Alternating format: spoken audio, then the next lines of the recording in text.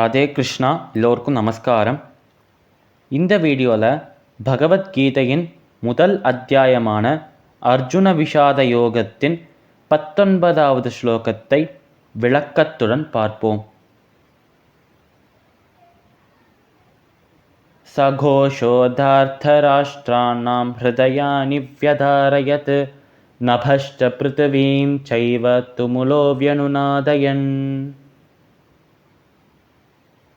இந்த ஸ்லோகத்தில் சஞ்சயன் திருதராஷ்டிரனை பார்த்து கூறுகிறார், இப்படி பஞ்ச பாண்டவர்களும் அவர்களின் மகன்களான உபபாண்டவர்களும் அபிமன்யுவும் காஷியின் ராஜாவும் ஷிகண்டியும் திருஷ்டத்யும்னனும் விராட்டனும் சாத்யகியும் துருபதனும் மற்றும் பல வீரர்களும் பல மகாரத்திகளும் அவர்களுடைய சங்குகளை முழங்கின பிறகு அந்த சங்குகளின் முழக்கம் எப்படி இருந்தது என்பதை சஞ்சயன் விவரித்து கூறுகிறார்.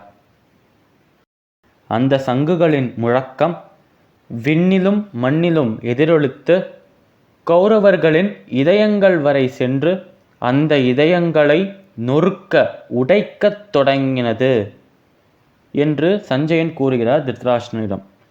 அதாவது இந்த சங்குகளின் முழக்கத்தை கேட்டவுடனேயே நம்மளோட கௌரவர்களுக்கு அவ்வளவு பயம் இருந்ததாம், அவ்வளவு சோகம், கலக்கம், குழப்பம் இருந்ததாம். இந்த கலக்கத்தில், இந்த குழப்பத்தில், இந்த சோகத்தில், இந்த பயத்தில் தங்களுடைய இதயங்களே நொறுங்கி போகிற மாதிரி இருந்ததாம் நம்ம கௌரவர்களுக்கு. அவ்வளவு ஒரு பயத்தை காட்டினதாம் அந்த சங்குகளின் முழக்கம்.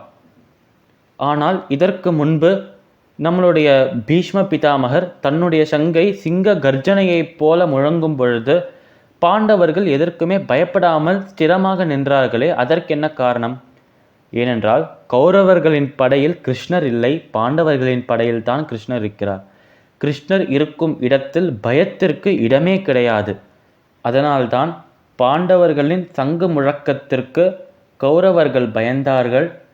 ஆனால் பீஷ்மரின் சங்கு முழக்கத்திற்கு பாண்டவர்கள் பயப்படவில்லை. பகவத்கீதையின் முதல் அத்தியாயத்தின் 19வது ஸ்லோகத்தின் விளக்கம் இதுவே. சமஸ்தலோகாஹ சுகினோ பவந்து. சர்வம் ஸ்ரீ கிருஷ்ணார்பணமஸ்து.